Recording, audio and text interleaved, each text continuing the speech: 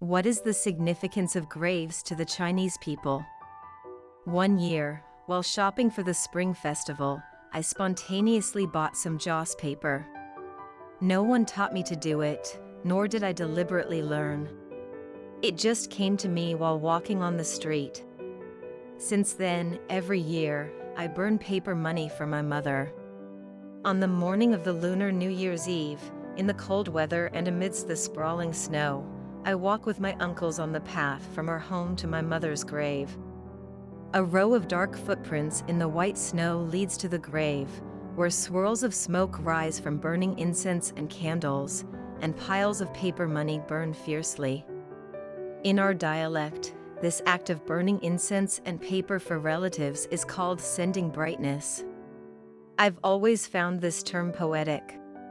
Doesn't the lit fire at the graveside bring light? Every spring festival, I send brightness to my mother. As a child, I was afraid she had no money. While sending brightness, I also burn paper money for my great-grandparents. I always secretly give a bit more to my mother, hoping the great-grandparents won't mind.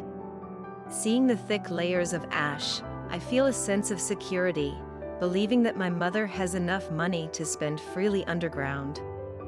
As I grew older, sending brightness took on a more profound sentiment. Since we are away from home most of the time, her earthen grave inevitably deforms under the erosion of wind and rain. Stones roll away, making the grave look smaller and shorter. While sending brightness, I also tidy up the surrounding dead grass and branches and rearrange the scattered stones. I felt resentment towards my third uncle for letting the grave deteriorate. I suggested to my father that we refurbish the grave, and he agreed. He repaired it twice.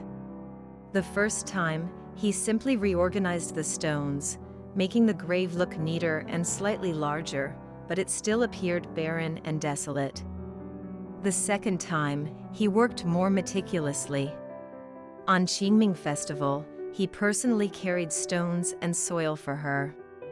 Perhaps because he knew he wouldn't live much longer, he hallucinated, hearing my mother complaining as he worked.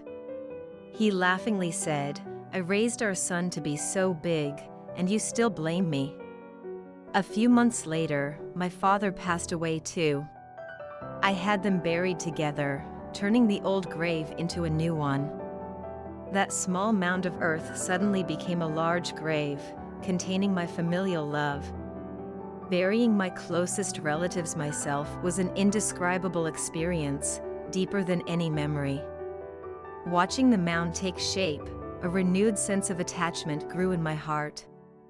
During Qingming festival, I think of burning paper money for them, hanging green decorations. During the Spring Festival, I think of sending brightness to them, passing on messages. My father loved smoking, so when I burn paper money, I always include a few cigarettes for him. Watching the cigarettes burn away, I feel as if he is really smoking them. This ritual has become a task in my life, a cycle that repeats each year, unchanged. And suddenly, there are other habits. Whenever I return home, I can't help but visit their graves first, to pay my respects and greet them. When leaving, I make a detour to their graves to bid farewell. The longing across mountains and rivers is beyond words. But each time I kneel there, calling out Dad, Mom, whether coming or going, something warm and intense stirs within me. In fact, everything in this world is meaningless. I know everything is fading away, but what moves me to tears is that there is still a tangible symbol, a place where I can find a bit of reliance and belonging in the endless passage of time.